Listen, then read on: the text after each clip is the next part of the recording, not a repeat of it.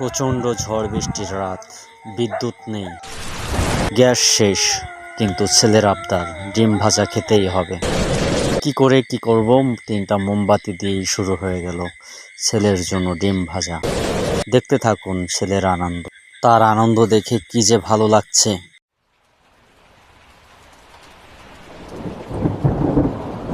সেদিন খুব মজা করে আমরা মোমবাতি দিয়ে ডিম ভাজলাম।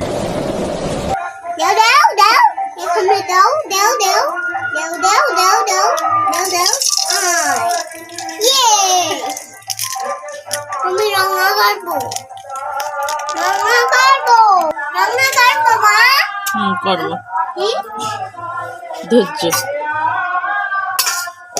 ধৈর্য আমি রান্না করবো। আমি রান্না করবো। না না ওই যে এরা খাক খাক দিশা বাক এরা খাক দিকে দাও দিকে দাও।